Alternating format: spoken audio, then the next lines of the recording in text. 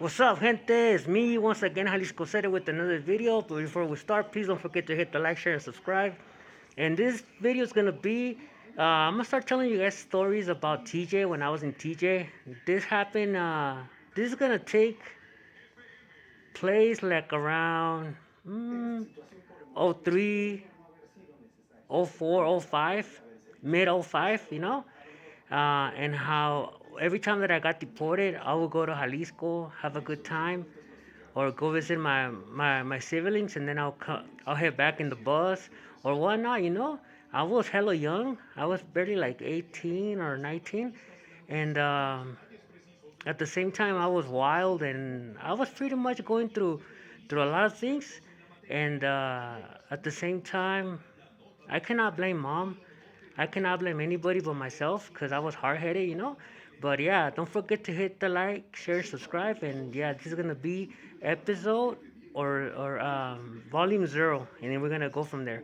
Well, as you guys know, I don't know if I told you guys in one of my lives that I was staying at La Colonia Presidente, right there by Waikura, on the other side of the Cinco y Diez.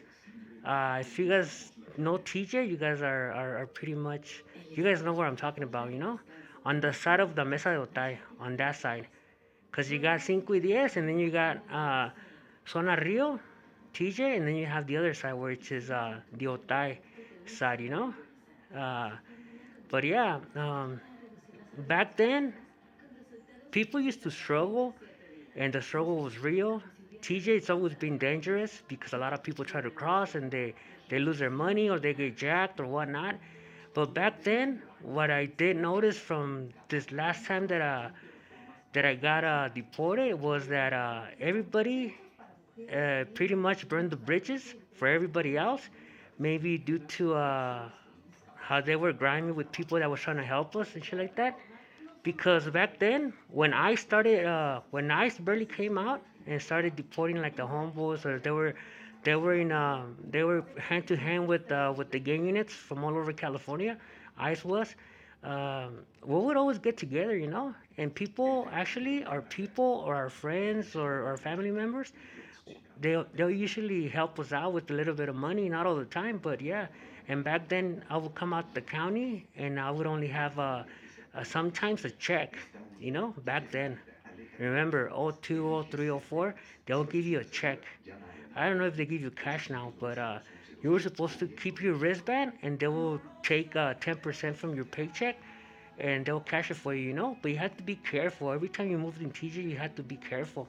And since I was there many times, I was like people, even though I was young and I looked hella young, there was people that were older than me and all chat back and everything, but they will try to like uh, come with me, or try to like stick to me so I could take them around. That way they don't get mugged because I knew the whole get down from all the times that I got deported. Um, but yeah, I've always told people every time that we got together after we getting deported, it wasn't like right now where they give you a phone call, they give you a sack lunch. Nah, they just throw you out with this little paper bag where you have your belt and your shoelaces.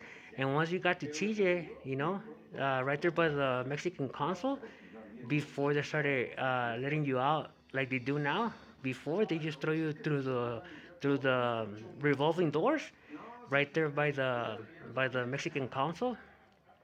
And yeah, it was crazy. But I would always tell homeless to be careful, to keep an eye open because people uh, they were straight mugging.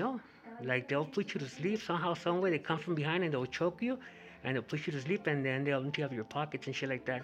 But I would always tell the homeless, hey, if you guys see something suspicious or whatnot, I'm gonna take flight and you guys follow suit. That way, we don't get fucking mugged and shit.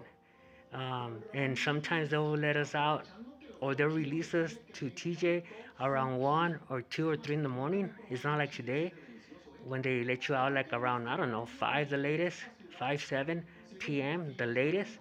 Back then it was like 2, 3 in the morning, and you probably, I don't know, people that didn't have anybody or they didn't know the whole get down, it was hard for them.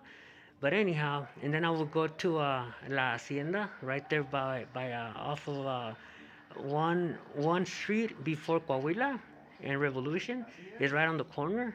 And I'll stay right there for for a bit until daylight, and then I'll call the U.S. and I'll plan my crossing, so I could just cross back. I would always cross back, talking English and shit like that. I never had a problem, not even with an ID.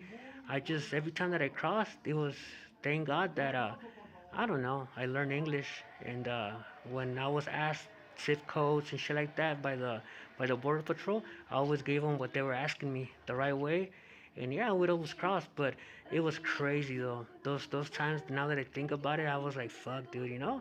And TJ, it's crazy. TJ doesn't sleep. Everybody's on the come up. There's a lot of money moving around, and there's a lot of people that are stuck that try to cross and they end up not crossing or they got robbed. So everybody's like on the come up viciously. But with that said, people, episode 0 of my TJ adventures. Have a good have a good afternoon, good morning, or good midnight. Blessings. Don't forget to hit the like, share, and subscribe. And one day at a time, baby. Jalisco said it.